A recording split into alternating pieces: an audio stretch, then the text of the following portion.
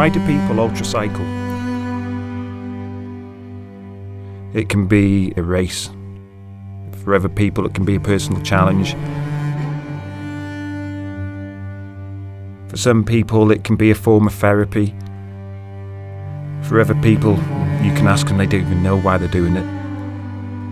For some people, they want to fit in. For some people, they don't want to fit in.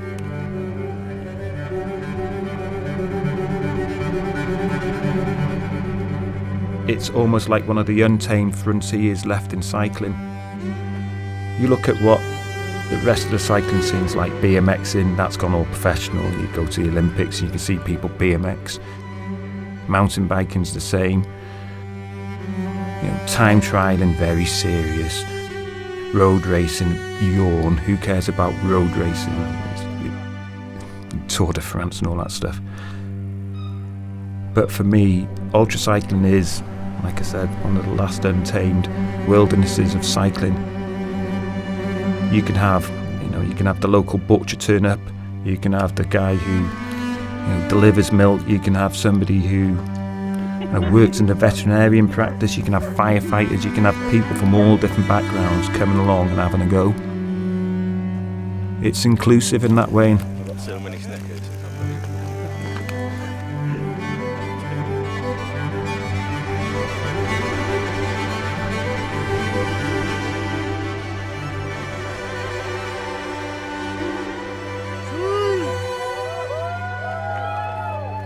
It attracts odd people like me. It attracts serious people like quite a lot I've met. It's just a group of people from circumstances and places and backgrounds that you wouldn't necessarily meet, you wouldn't necessarily hang around with.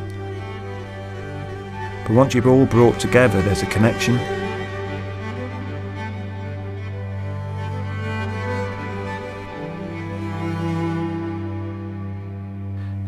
That connection is the stuff you share on the road, whether it's a drink or some stories or some advice.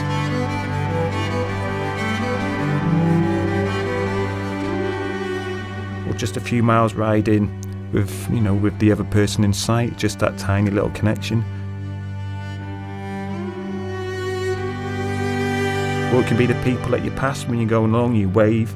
Some people wave back, which is great. Some people ignore you. They're arseholes, obviously.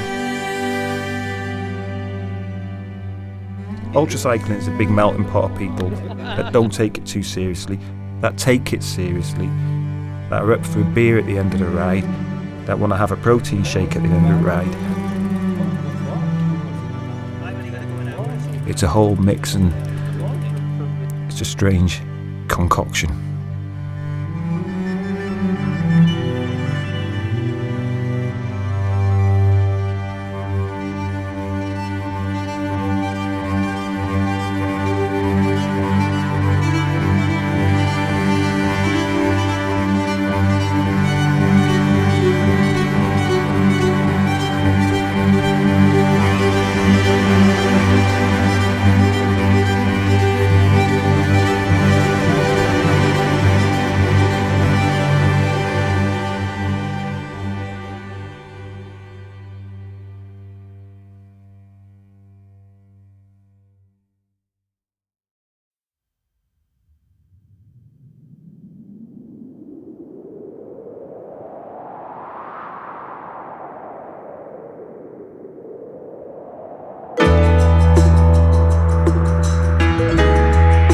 The long route this year was 1,425 miles, with a tasty 72,911 feet of climbing.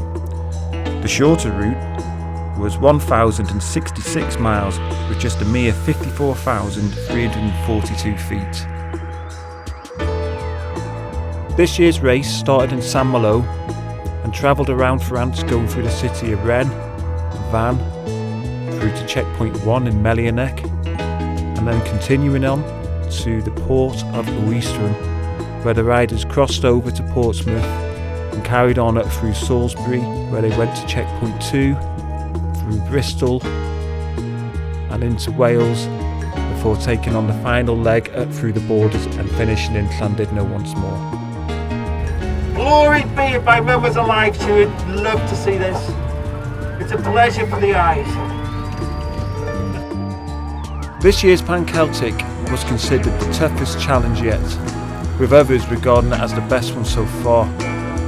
Brittany delivered both a bitter and sweet experience through the language and cultural differences. Yeah, it's actually a bit tougher than I thought it was going to be, because we've barely scratched the surface right now. Yeah. So, but yeah, the pace is really like, everyone's got a bit of panic in it, I think. So everyone got a bit choppy at the beginning.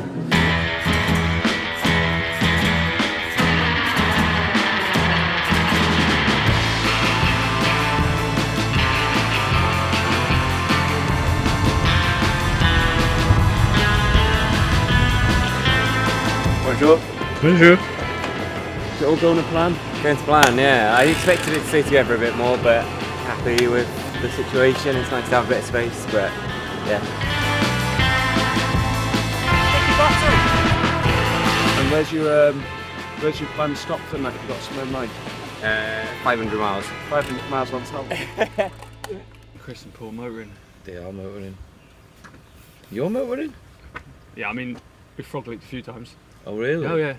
Yeah. Game on. Yeah. You guys fuck me up, right? You've got to stop him now. Yeah, I was going to say, if you jump Quick, out. stop him. Stop him. Allez. Oh, it's alright, I'll catch him anyways. That's it. I'm fucking behind again now, look. Yeah. That's you going to be like all worked up now for the next couple of miles. No, I prefer, I don't like it when I'm with everyone. I like being on my own, just getting into my own rhythm.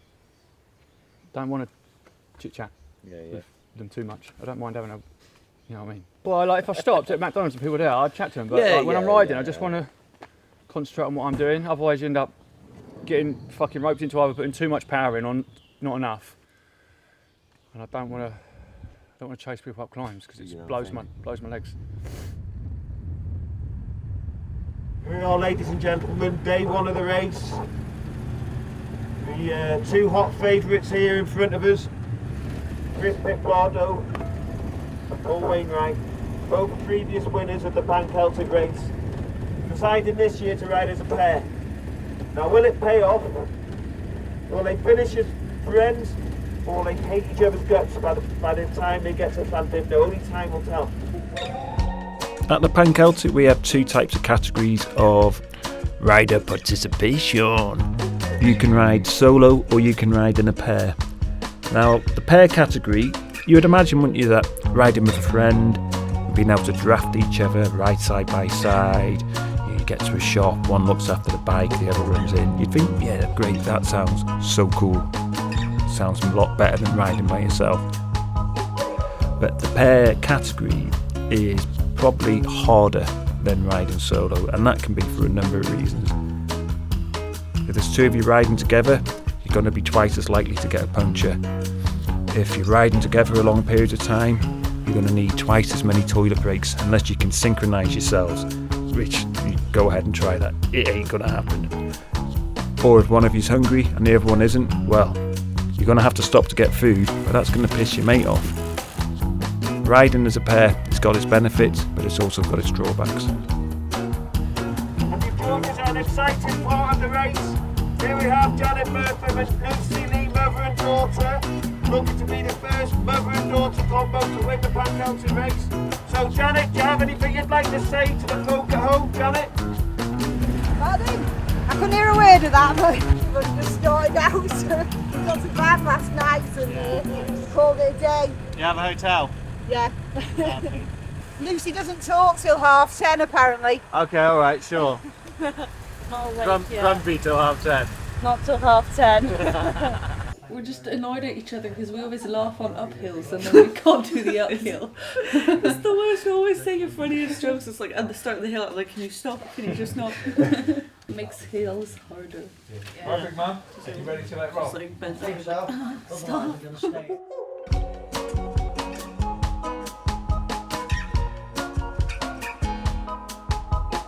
See, we're now a pair.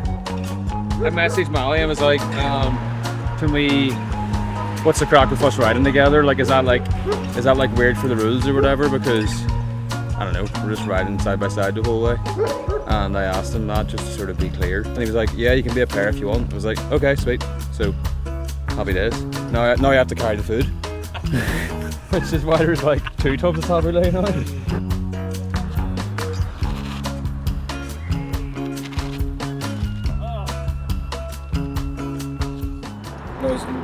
For his toothbrush. So yeah, we're sharing a toothbrush. Saving weight. Yeah. I've chopped it in half. Yeah, we've pretty much got 1 spoon between us as well. Is that rehydrated scrambled eggs? Yeah. Wow. Yeah. Who knew that was a thing? I don't want to smell it because I look at it. You don't want to look at it. You'd rather Oh my god. You'd rather eat it than look at it. How does that taste? A lot better, like a lot better than it looks. I think Rex finds it hard to eat. Yeah. Do you? Yeah. Well, no wonder you're eating shit like that. we spoke about it yesterday.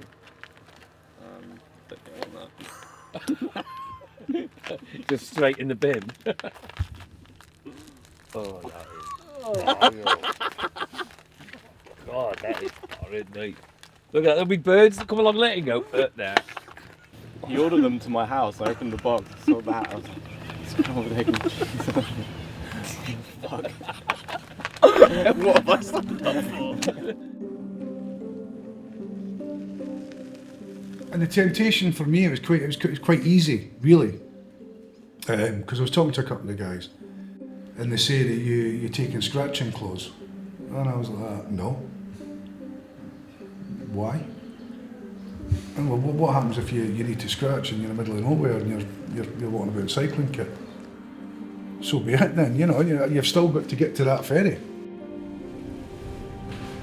And the temptation for me, because my car's at the ferry port, I could have just kept my car key and said, you know what, this is not for me, I'm off ski.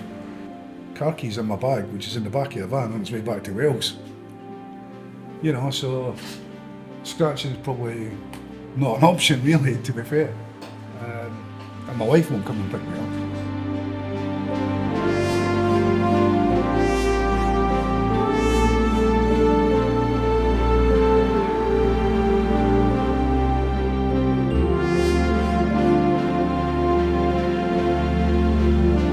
Like everybody, there'll be good bits, bad bits, mediocre bits. There'll be bits where you question yourself.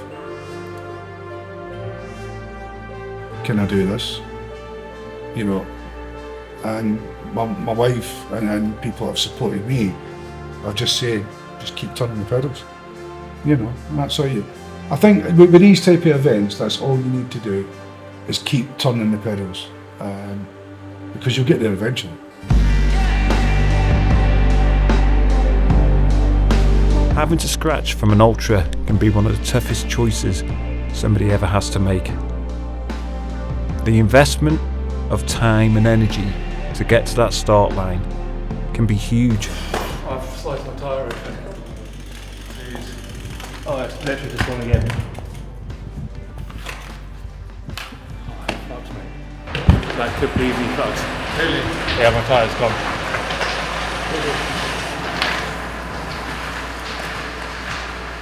I'm sorry, mate. Oh, I'm not having much luck with this race, am I? You want me to cry? I can cry now. No, I don't know. Oh, mate, that's fucking devastating. Never mind. Oh, man. The dream's evaporating. I guess I'll try and get the tyre off, clean the sealant off, and use the tube patch on the tyre, and see if that holds. Oh, yeah, I mean, best get to work on it, man. Don't let me stop you. Yeah.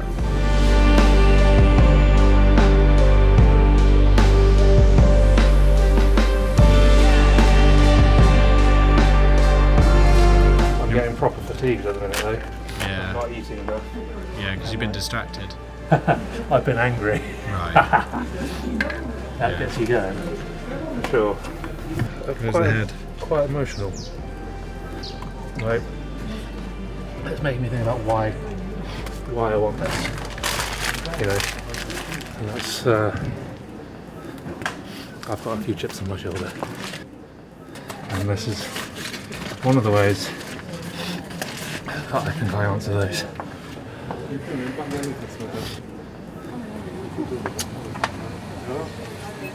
Yeah, I don't know. Maybe that just makes me willing to put myself in a bigger hole than I might otherwise be.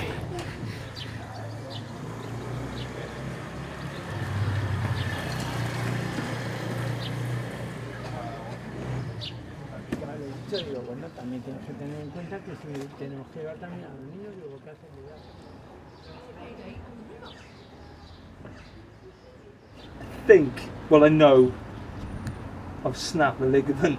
Really? It's the same as I've done that about 10 years ago, and it feels the same. It's like mega wobbly, but it's like I can't unclip and I can't put weight on it. Like it was about 15k ago, so. And you got here by riding, yeah? Yeah, I rode here about 15k, but I can't stand up and pedal, and I can't disengage my pedal, so it's not like, I don't know whether to crack on a bit. I don't know. Are you going to be able to ride with that like that if you've detached it? I don't think it's not safe, is it? No. You know what I mean? I'm asking these questions because you probably don't want to ask yourself them, but you need to be realistic about it. Are you going to get home with that like that?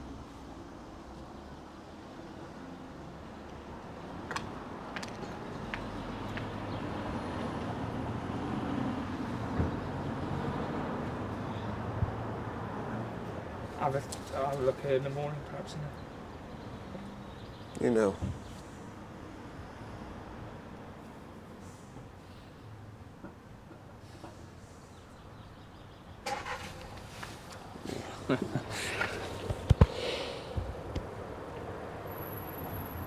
Just getting to the start with all of the hundreds of hours of training, preparation and planning, the time away from your family while you've been out on the road, the time away from work and the huge financial commitment all add up to making that decision to quit a very difficult one.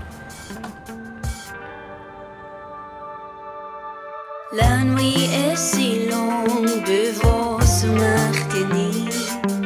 Une femme voit son présent qui naît dans la nuit. Les étoiles tombent à part face à la lune. Elle respire son corps, elle s'abandonne dans la nuit. No sad tears yet, just hysterical. Wasting more energy laughing than cycling. Do you want to tell them the name of your bicycle? Why not? Go now, you gotta tell us. We were trying to think of a name for it because it's quite new. Came up with Immy, short for Imodium. Yeah, riding up and down just like pitch black streets because they turn the street lights off at night. And you're just like making, you know, like everyone's waking up like hearing this fucking bike being horsed up and down these streets. You're like, I'm just riding up and down steep streets in the middle of France at like 1 a.m. Yeah, like near that Llandudno area. Yeah, like that real nice coastal area. And it was just like kid just like staring looking at us. And he turned around and just bolted like the same direction that we were going. We were like going along beside him and he was just sprinting, not like unaware of us, and he just like went straight across us. And like we nearly we're smacked descending into him. pretty fast. We were doing like 30k an hour. And I was just like, fuck, we nearly, and we're just like screamed like, what the hell? And then he looked at us and then he turned around and he was like, look at my mommy, and he started crying and we're like, You sure you weren't hallucinating that? exactly like. well, that's what we questioned afterwards. It was like, did you see that child? I was like, I'm so glad you saw that sooner because might have been hallucination. otherwise. Yeah, we definitely questioning a few things. Mad. Morning. Morning.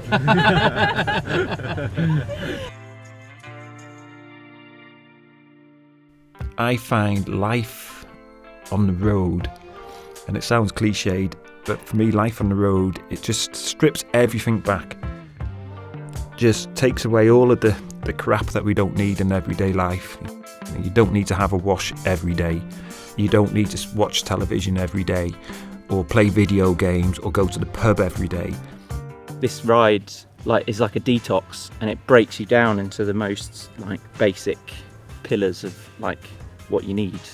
So you got water, you got food. Does your bike work? Bike works, so everything's fine. I got water, I got Haribo, it's not raining, so smile. Are you alright? Yeah, are you? Yeah. What are you doing? Yeah, we're just trying to catch up with people, and we're looking for interesting, funny stories, things that have happened to people, funny nicknames on brevet cards. Oh. You don't got a funny nickname on your brevet card? Gibbo, you mean? There's another one? Yeah, Thunder Pussy, yeah. I've cracked 3 bike saddles. Right, okay. Yeah. Right, so okay. You've got to feel the thunder, haven't you? I don't know how. I just have. Yeah, and then I once grew an abscess on a sit bone, so I grew a testicle once. This is my secret thing today. Brie, some kind of camembert, and then on a piece of bread. Don't even need a knife. I've been having a couple of beers every day. Yeah? So when have you been having them in the evening? Yeah. The guy at the gym, he said to me about somebody else that was doing something. He's like, he's having a couple of beers. I don't think you should be doing that. I was like, I've packed a bottle over there. I'm definitely having beer every day.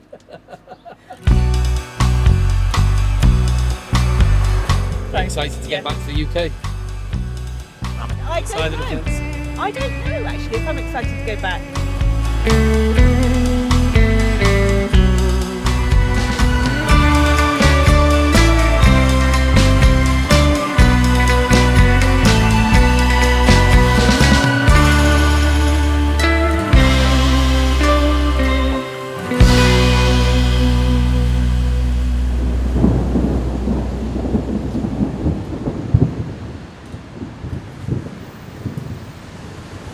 It's not just the miles or the saddle sores you have to contend with.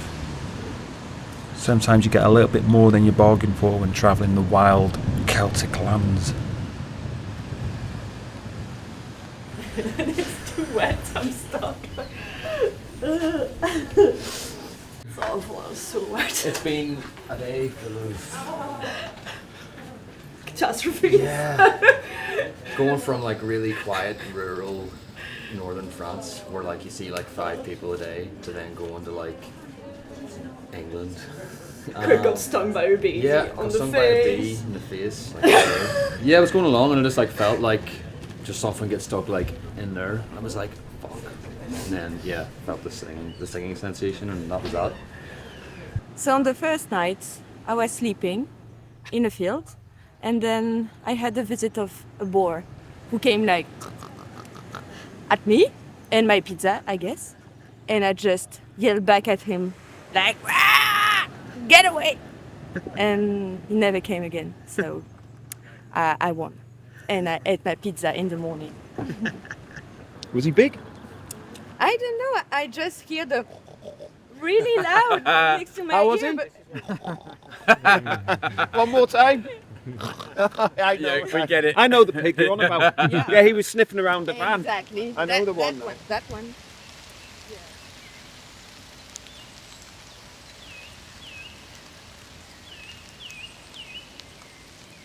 Yeah, the rain is not great, but Big change from over there, eh? yesterday was so hot. Look at my lovely suntan. Look at them. Be washed off by tonight. But don't let yourselves get cold if if you're feeling the cold. Crack on. Don't stand there talking to us of getting cold. Ask. Is that where you're going, to Usk? No. I was going to say that's a long way away. Give it a go. What's at Usk? That's 250k. Ah, okay.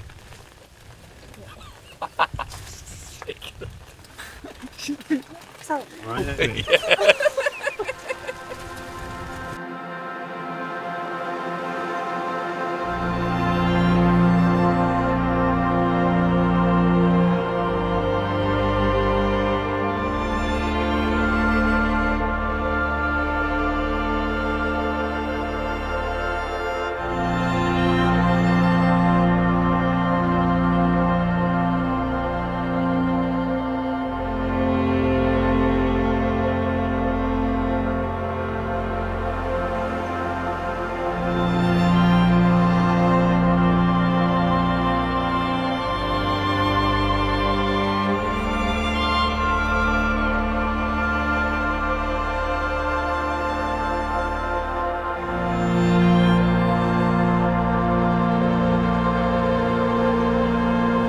Andrew and I slept last night. It's the best bivvy spot in the world.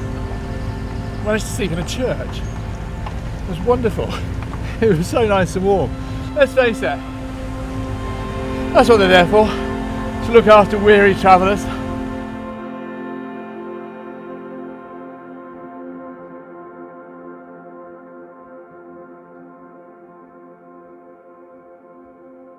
That was unbelievable. That was unreal. And it was quite dark. The sun wasn't on the climb, but as soon as you got to the top, that was amazing. That was really good fun. People waking up at home, going to the office this morning at 9 o'clock, sitting in traffic for an hour. And we've just been up and down that climb. Unreal. I'll think of that next Monday. I don't work in an office, so it's okay.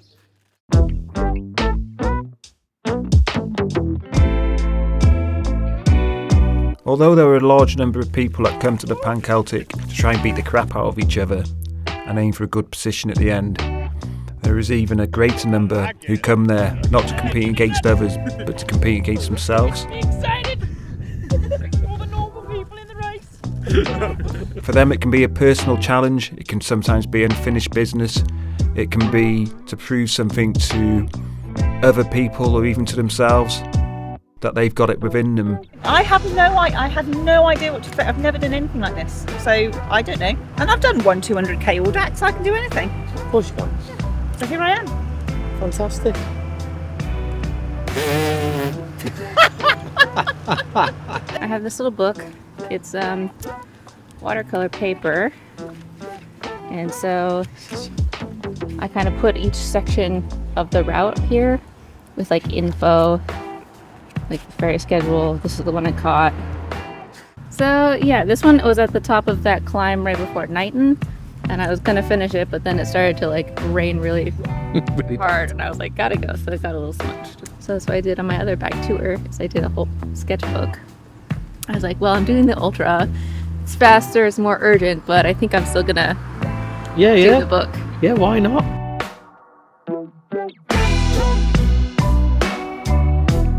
As long as you're just riding your bike and you get to the finishing party and everyone's together, that's all that really matters, like, doesn't it? Like, the whole race thing is like so distant from us. We've had this discussion many times at the Pan Celtic headquarters. You know, who's putting the greatest effort in, or which is the toughest ride to do? Is it the people at the front who go full on mental crazy speeds for 4, 5, 6 days and get there totally exhausted mentally and physically? Or is it the people who turn up later on, maybe 12, 14, 15 days after the start? And okay, they may be doing 100 mile a day or sometimes less, but they're out there for longer and they're exposed to the elements for longer, and they're out there after the party's finished, and a lot of the people have gone home by the time they arrive at the finish. Which one's more difficult? I don't know.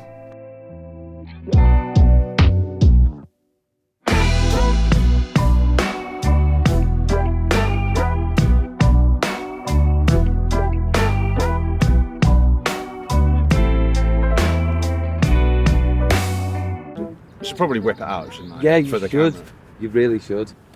Ready for the big reveal? What the fuck? What? I don't know how bad it looks now, because I know it was completely bald before I left. It's growing back quickly. I thought I'd raise some money before I got it, so charity. And I said if I get £1,000 in a day, I'll shave my hair like Mr. Burns. His mates were just throwing cash at him, Yeah. honestly. They were like, go on then. Someone threw in 100 quid and I was like, oh, I'm fucked. I know it's gonna go south. It's actually quite funny if I do that. I look like a monk. Yeah, it's very monk. It gives me some joy, actually. It's been a nice. It's actually but the really thing is, making me laugh. when I whip it off, when I whip the hat off, like when I'm, yesterday when we were on the road with some people, I took my hat off and they just looked at me like,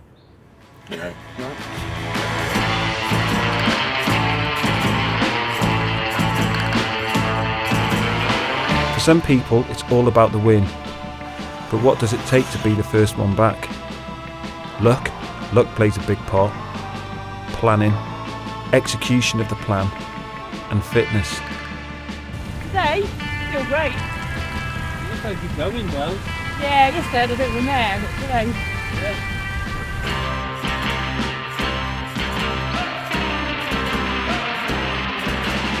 So on the Sunday morning in St Malo, when the race kicked off, the aim for most of the riders at the front was to catch the Tuesday night ferry.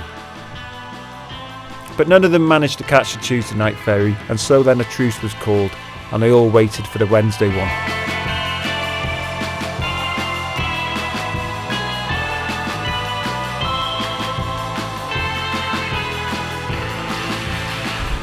I don't know how far the guy behind is, but if I have a nap, then that's game over there, but we'll see how it goes.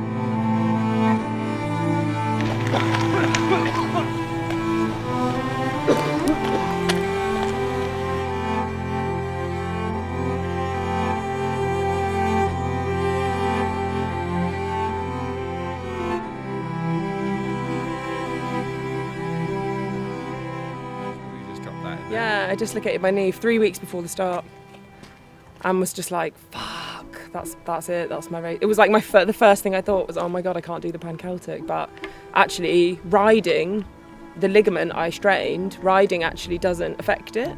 Did you learn anything new about yourself then? Yeah, I can, this sounds really fucking naff, but I can actually do anything, like anything.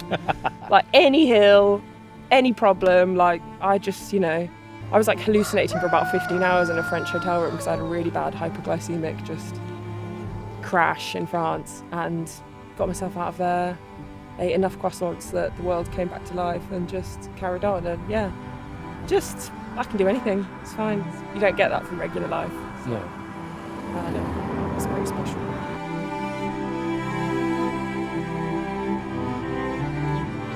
I think if you're going to sign up to something like an ultra race, whether it's our race or any of the other ones out there, you're not somebody I think that would be classed as being normal.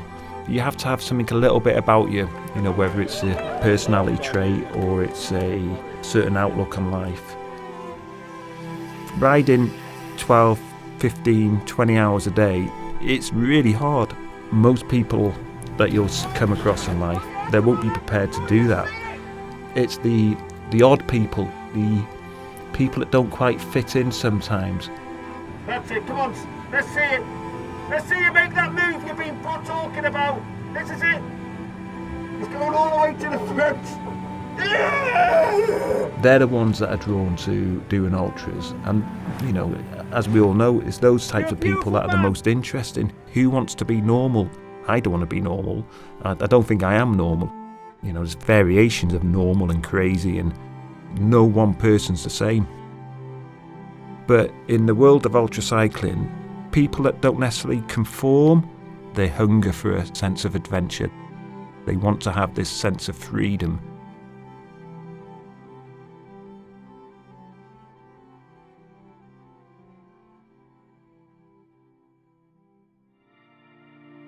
La nuit est cruelle, buvons son alcool. Elle sonne son corps est nu, enflammé, il frôle. Les étoiles tombent.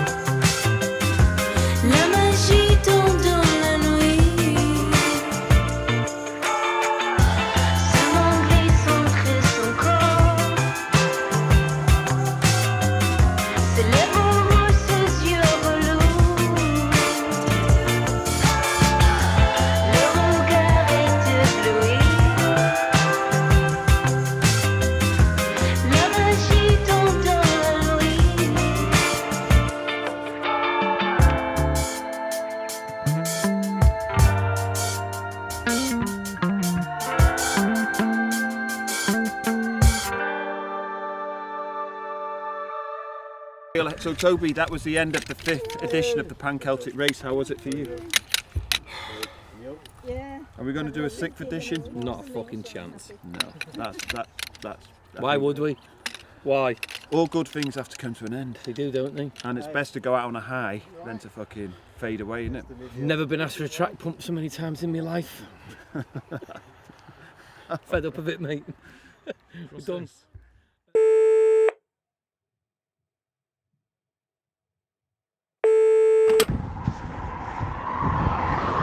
Hey Toby, me and the guys, we've been talking to Fast Tony, and we've been thinking about these striker bars, and we're gonna rename them.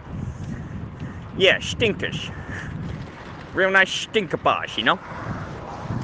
You like that? You like that, Toby?